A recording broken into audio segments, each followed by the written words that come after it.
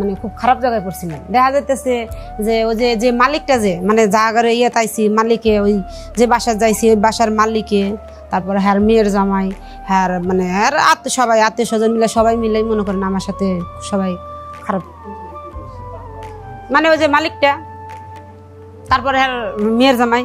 আপনি আমার দুঃখের কথা তাহলে শুনবেন, মনের থেকে শুনেন ভাই। আচ্ছা শুনেন তাহলে। আমি মনে করেন 5 বছর ধরে বিদেশ থেকে এসেছি, 5 বছর, বুঝছেন? 5 বছর বিদেশ থাকছি, সৌদি আরব থাকছি। মনে করেন ওখানে আমার যে এই যে মানে যে লোকে পাঠাইছে, যে দালালে পাঠাইছে, ওই দালালে বলছিল যে বাসাবাড়ির কাজের কথা কয়ে পাঠাইছে। হ্যাঁ, কিন্তু আমি বাসাবাড়ির কাজের কথা কয়ে পাঠাইছে, আমি গেছি। মা কি আর বাসাবাড়ির কাজ। মনে করেন যে এত পড়ছি, আমি এমন জায়গায় পড়ছি ভাইয়া বলার মতন না, না আসতে পারি না। মানে বুঝলেন তো বিদেশের ব্যাপারে, তো ঢাকা শহর হয়তো হয়তো কষ্ট যেমনি হোক আইতে পারতাম, কিন্তু বিদেশের ব্যাপার তো তা না যে গেলাম আর আইলাম, এটা তার হইতেছে না। 5 বছরের কথা কয়ে গেছি, 5 বছরই থাকতে হবে। কারণ আমরা তো অনেক গরিব মানুষ। কারণ আমার স্বামী এত কোনো কিছু নাই, আমার বাবার বাড়ির থেকে কিছু টাকা পয়সা নিয়ে এসে মানে তালিবালি দিয়ে আমি এখানে আসছি।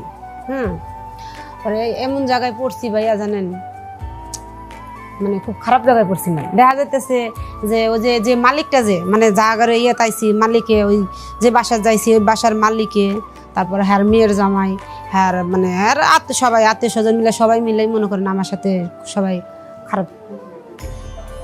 মানে ওই যে মালিকটা, তারপরে হ্যার মেয়ের জামাই। ভাইয়া বিষ কি কম আর ওই যে সাহেব আছে মানে যার বাসায় গেছি, হে আমার সাথে এগুলা করলো।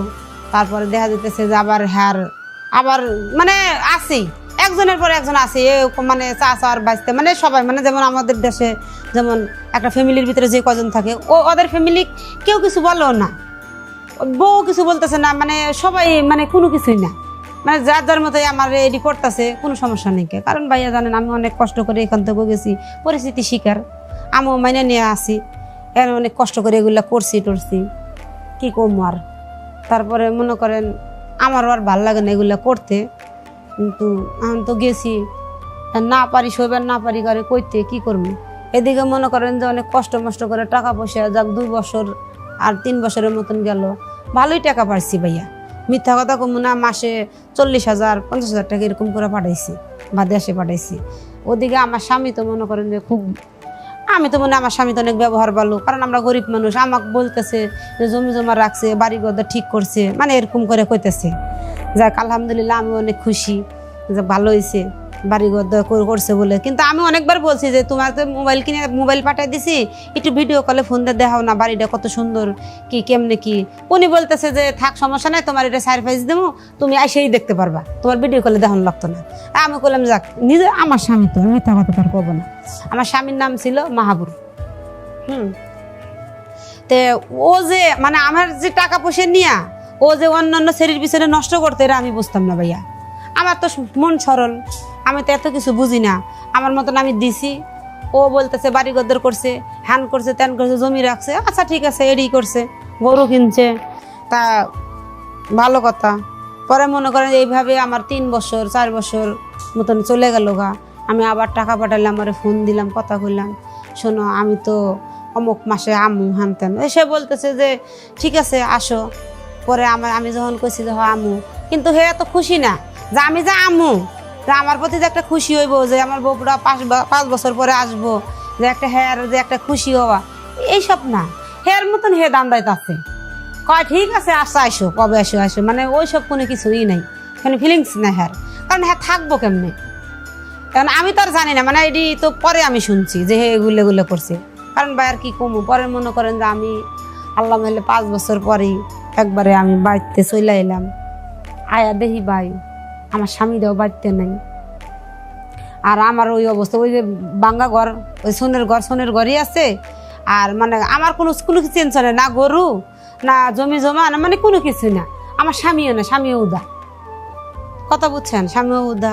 দেন আমি এত কষ্ট করে এই যে 5টা বছর মানুষের সাথে খারাপ কাম করে টেহা পাঠাই, আমার কি লাভ হয়েছে? সে ওই যে অন্য মেয়েদের পিছনে নিয়ে নষ্ট করতো। পরে আমি শুনছি সেখানে পরে শুনছি মানে আমার আশেপাশের মানুষ সবাই ভাই ভাইস্তারা এরা সবাই আমারে কইছে যে কাকা তো এগুলো করে সেরি নিয়া ঘুরতেছে ফিরতেছে এগুলো করতেছে।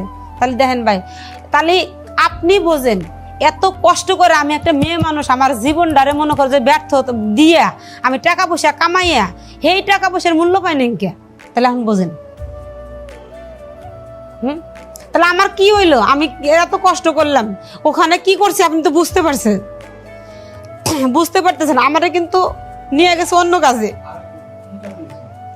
আমারে কিন্তু কিন্তু বাসা বাড়ির কাজে নিয়ে গেছে, কিন্তু আমার বাসা বাড়ি কিন্তু কাজ দেয়নি ভাই। তারা কিন্তু আমার সাথে খারাপ কাম করছে।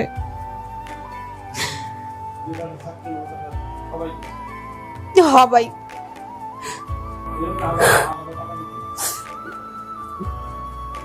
দিছে, কিন্তু আমি কি করবো কোন? আমি তো পরিস্থিতি শিকার। এদিকে দেখেন টিয়া পয়সা এত কষ্ট করে টিয়াটি পাঠাইছি, স্বামীও বুঝলো না, আমার ব্যর্থটা বুঝলো না, মেয়েদের পিছনে টাকাটি নষ্ট করছে। এর লেগে আপনাদের কাছে আমি কই, মা বোনের কাছে কই, দরকার নাই বিদেশ যাওয়ার, দরকার হলে গ্রামে মানুষের কাজ করে খাইবেন তাও ভালো আছে, কিন্তু বিদেশ যাওয়ার দরকার নাই। কারণ বিদেশ গেলেই আপনাদের নিব ভালো কথা কয়া, নিয়ে ওখানে খারাপ কাম করাইবো। কিন্তু আপনাদের কাছে আমার জোর হাত করে মাপ চাই, আপনারা কেউ যায় না, আমার মতন ভুল করেন না। না, ওর কোনো খোঁজ পাই নাই। না না ভাইয়া, না না, পুরো আমি নিঃস্ব ভাইয়া, বিশ্বাস করেন। আমার কাছে কোনো টাকা পয়সা কোনো কিছু নেই। যা দেখতেছেন এটা এইভাবেই আমি বিদেশ থেকে আসছি, এইভাবেই দেখতেছেন আমারে। তাদের কাছে আমার কি চামু? তাদের কাছে আমার একটাই কথা, কারণ উনার আমার তো স্বামীর কোনো খোঁজ নেই। এখন কি আর কমু? আমার কি আর ভালো বিয়ে হবো ভাইয়া? আপনি বলেন বিয়েটিও তার ভালো হইতো না। তারপরেও যদি আমার প্রতি যদি কোনো মানুষের দরদি কেউ থেকে থাকেন, নিচে কমেন্ট করে জানাই দিয়েন।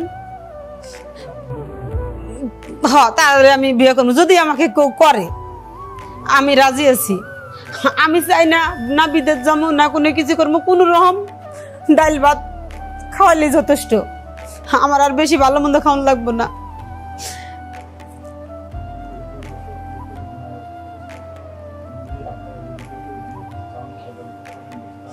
হ ভাইয়া, হ,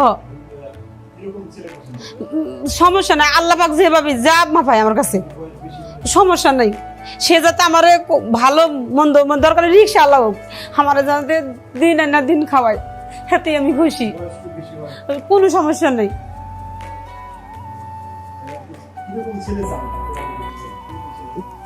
কিরকম ছেলে চাই ভাইয়া?